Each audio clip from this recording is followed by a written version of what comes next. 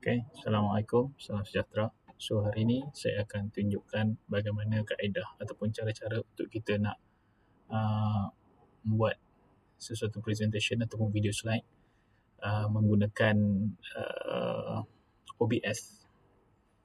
Alright, first awak kena download lah OBS tu.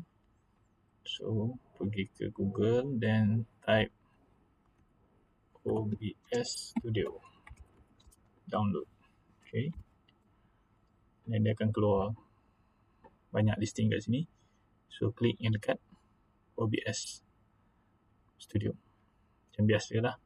So pilih Windows, Mac ataupun Linux. So dia ada 3 version. So pilih lah mana-mana yang sesuai dengan awak punya OS. So macam saya pilih Windows lah. Okay, kemudian saya gunakan Windows and then dia akan keluar macam ni. Kemudian download dan install. Alright, saya tak install lah. Okay, selepas awak dah selesai download dan install, kemudian dia akan keluar lah macam ni. So this is the OBS. Yang paling latest sekali OBS ni adalah OBS 32.2.2. Ini yang paling latest lah. Mungkin lepas ni ada yang lagi latest. So OBS ni adalah freeware. Okay, free and open source. So kita boleh guna ikut kita lah, tak ada license dan sebagainya. Okay, so environment untuk OBS ni, so saya cerita sikit. So yang ini adalah kita punya main yang kita nak capture. Ini adalah main frame. Okay, so yang ini adalah scenes, yang ini source. Source maksudnya kita punya segala, sama ada kita nak daripada monitor, daripada kamera ataupun iPad dan sebagainya, kita boleh masukkan kat sini. And that one is the second ni adalah, ini adalah audio mixer. So segala audio akan capture kat sini. So untuk case saya ada desktop punya audio dan juga mic punya audio. Okay, so yang sedang bergerak ini adalah mic audio saya lah.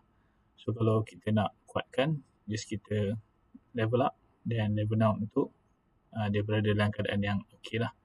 So kalau kita cakap kuat, so make sure dia jangan sampai ke takat merah ni. Ini kita boleh control lah. Okay, so dia duduk dalam hijau dan kuning tu supposed to be okay lah. Okay, ini ada scene transition. So basically kita untuk transition dari satu ke satu tempat, so kita boleh pakai yang ini. Dia ada beberapa ni cut ataupun fade. Fade tu maksudnya dia jelma dan juga dia fade in fade out lah. Okay, tapi biasanya kita tak pakai yang ni. And yang ini control yang kita selalu guna lah. So dia ada start streaming dan juga recording. So untuk case kita nak buat recording ni, kita boleh start recording dan dia akan save dekat mana tempat yang kita savekan lah. So kita boleh tengok pada setting ni.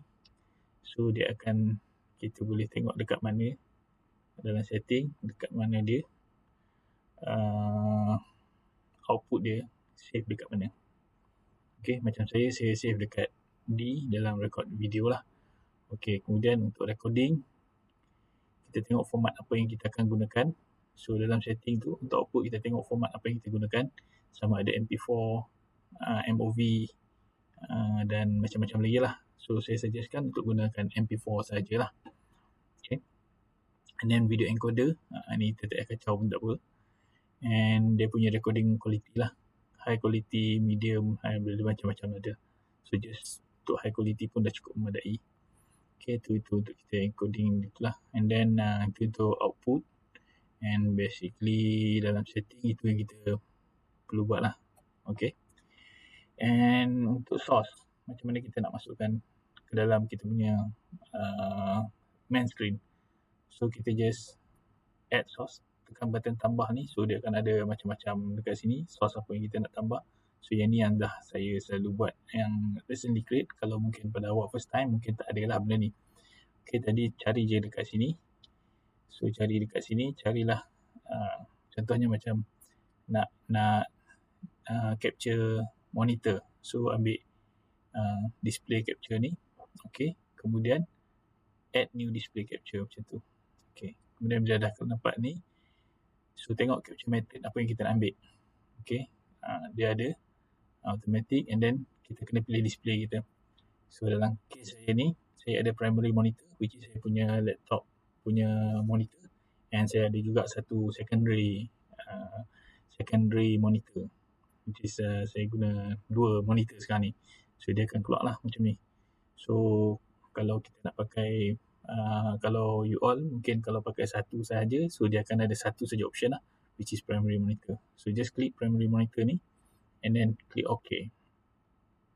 And bila sampai dekat sini, kita boleh adjust lah dia punya besar, kita nak buat banyak mana. So dalam case saya buat bagi full screen dekat sini lah. Okay, full screen dekat sini. Dia punya besar dia macam tu. Okay, and then lagi satu untuk yang nak settlekan assignment tu, and then lepas pada tu awak boleh bila awak dah tekan recording ni, awak boleh tutup, and then awak boleh start buat awak punya presentation kat situ lah. Ataupun tapi untuk kita nak buat mana tadi? Okay. Untuk kita nak buat recording ni, saya minta kena ada awak punya gambar kan. So untuk awak punya gambar, awak perlu tambah lagi satu source. So satu lagi source iaitu kamera. Okay. So dekat mana kamera? So dia akan tulis video capture device ni. Okay, ambil video capture device, and then add satu device lagi. Okay, kemudian pilih device kamera apa yang ada dekat awak lah. Okay, kamera apa, kalau dah pakai webcam kamera untuk ni, dia akan ada kat sini lah device dia apa. Okay, tekan OK. Alright, tapi untuk ni sebab saya dah guna HP tu dalam yang dekat main, jadi dia tak nampak lah dekat sini. Jadi saya ambil yang saya punya main ni, saya letak dekat sini. Okay, so main saya ni dia jadi macam ni lah.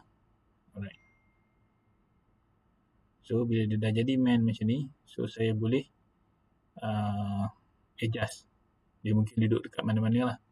So kita adjust dekat mana tempat kita nak buat ataupun nak letak dia. Basically kita letak kat ujung sini lah, selalunya macam tu. So kita adjust besar dia mana, kecil dia besar mana, ikut kita lah. Kita nak adjust bagi dia nampak. Okay. And then so saya letak balik dia dekat sini supaya dia tak ganggu kita punya perjalanan. Alright. So kalau awak tengok dekat saya punya main screen tadi tu, okay, kalau tengok dekat main screen saya ni, saya punya ni ada background remove. Okay, background remove. Awak boleh explore background remove tu dekat di apa tadi tu, kamera tu. Awak boleh explore dekat filter. Okay, dekat filter ni masukkan dekat effect, so cari background removal. Tapi background removal ni dia kena, kalau nak ambil background removal ni dia ada dia ada source code yang berbeza lah. Kita kena install plugin dia lah. So plugin dia ada di sini. So sebelum kita nak kena install plugin tu, yang tu awak boleh cari dekat YouTube lah macam mana. Awak type je OBS Studio background removal. So ada beberapa orang dalam YouTube, dia ada buat macam mana kita nak install plugin tu ke dalam ni. Tapi untuk saya, untuk tugasan ni, kalau tak ada background removal pun saya okey je. As long as suara awak dan juga muka awak tu sync dengan tugasan. Okay. So untuk tugasan tu, nanti awak boleh sediakan macam contoh macam ni. So nanti awak boleh sediakan tugasan tu, awak dekat awak punya main program ni, awak boleh sediakan tugasan dalam bentuk Canva ataupun dalam bentuk awak dah buat siap-siap. Dalam bentuk Canva, setiap tugasan ni awak dah buat siap-siap, dah buat dalam bentuk slide presentation, and then awak perlu present saja kepada saya lah, kepada ini, dan awak boleh dan juga present, kemudian dan apa nama tu, orang kata including lah segala task-task yang 3 task ni. Okay. So untuk maklumat lanjut tu awak boleh tengok dekat dokumen yang saya sertakan dekat UR Learn. untuk tengok apa yang awak perlu buat lah. Okay. So, by the way, saya pun boleh juga terangkan sikit assignment yang you all perlu buat ni. Okay, yang pertama sekali, task yang pertama, sebelum tu awak, ini adalah individual assignment. So, submit tu secara individu. And kemudian, setiap pada awak tu ada nombor metrik kan. So, ada nombor metrik. So, gunakan 4 digit yang terakhir nombor metrik itu sebagai awak punya number yang awak akan guna sebagai number yang awak akan convert. Okay. So, untuk task pertama, awak hanya perlu buat conversion, 2 conversion. Conversion yang pertama adalah conversion to the binary. So, that's it. Kalau kata awak punya metric number kat sini 26, 201, 3824. Ni random, saya tak tahu nombor metrik siapa. Mungkin ada, mungkin tak ada kot. So, kita ambil 3824 ni as a you punya nombor yang nak perlu di-convert. Okay, so convert that number 3824 tu ke dalam bentuk binary. Alright, then macam mana you nak convert dalam bentuk binary? Yang bahagi 2 ke, darab 2 ke, saya tak tahulah. Awak tengok balik dekat dalam apa nama tu, lecture saya sebelum ni. Okay, convert benda tu, then selepas dah convert semua tu, segala set-set arahan yang convert tu,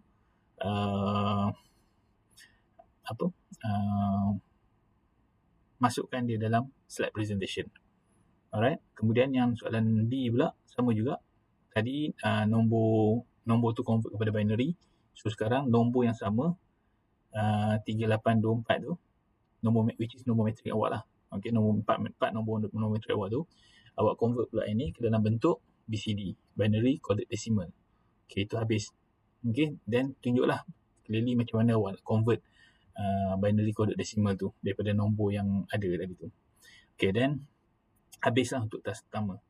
And then task kedua pula, apa yang awak perlu buat adalah nombor yang awak dah convert tadi tu, nombor BCD tadi, binary coded decimal yang awak dah convert tadi tu, awak perlu tambahkan dengan number yang tertera dekat dalam assignment tu lah.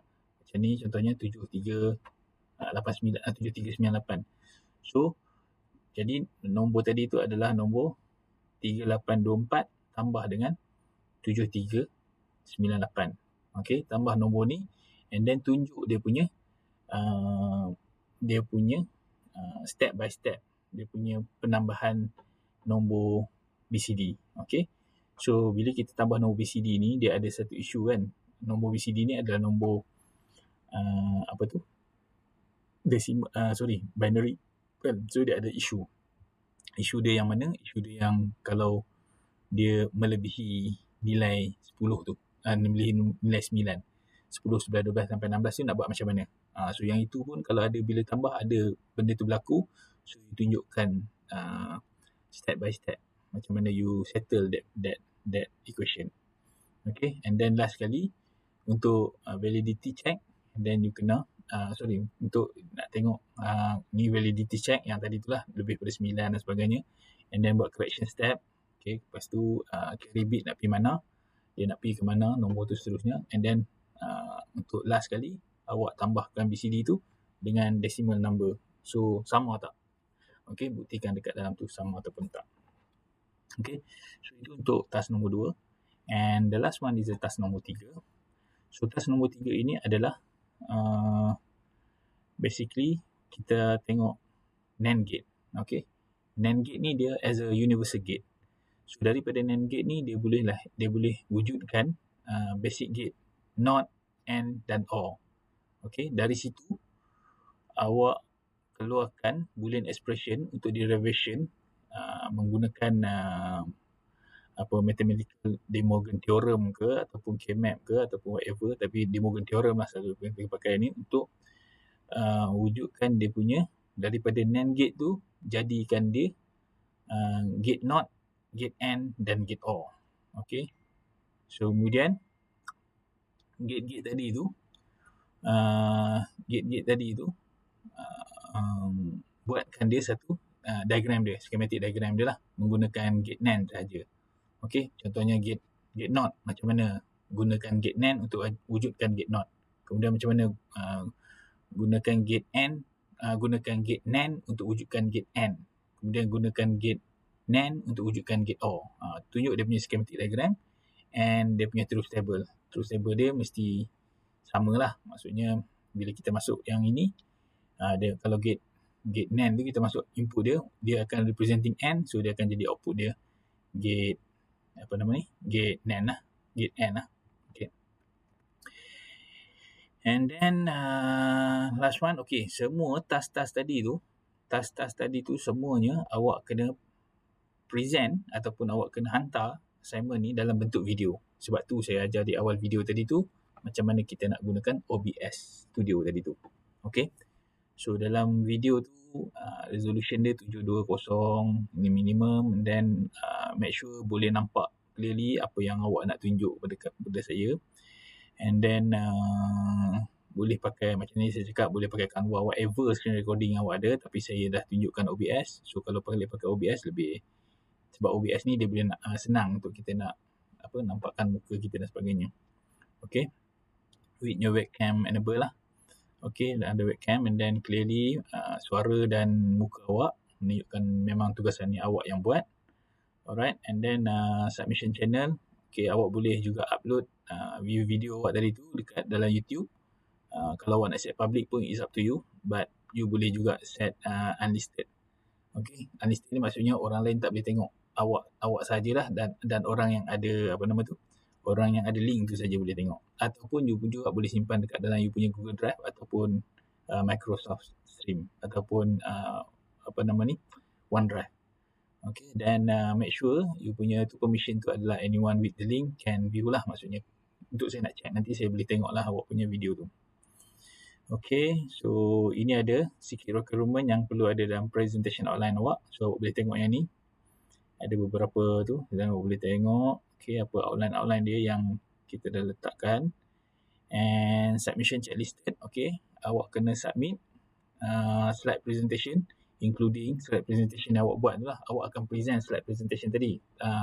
Dalam video tu awak akan present slide presentation yang awak dah buat dalam sama ada Canva ataupun PowerPoint tu. Okay, kemudian awak submit dia, slide presentation, submit ke dalam URLearn. Okay, and beri sekali dalam URLearn tu nanti saya submission tu bersertakan dengan link video untuk verification lah. Dalam slide tu juga untuk first page tu boleh letakkan video link tu. Okay, so deadline untuk submission ni adalah 13 September. Saya bagi sampai hari Ahad sebelum 11.59 malam. Okay, meaning daripada sekarang ada lebih kurang dalam 3 minggu lagi lah. So submission platform adalah dekat URLearn, and then format adalah bila nak submit tu adalah dalam bentuk single slide presentation. Dalam tu ada semualah step by step return calculation, schematic dan sebagainya, dan juga video link. Okay, so itu saja tugasan untuk assignment 1 ni. Hopefully awak dapat siapkan kerana tugasan ni akan membawa 5 markah kepada keseluruhan kita punya, awak punya assignment punya marks. Keseluruhan markah in total lah. In total untuk khusus ni 5 markah. Dia ada 2 assignment. So this is your first assignment, dan nanti Puan Faradila mungkin akan bagi second assignment lah. Okay, ini untuk assignment saya.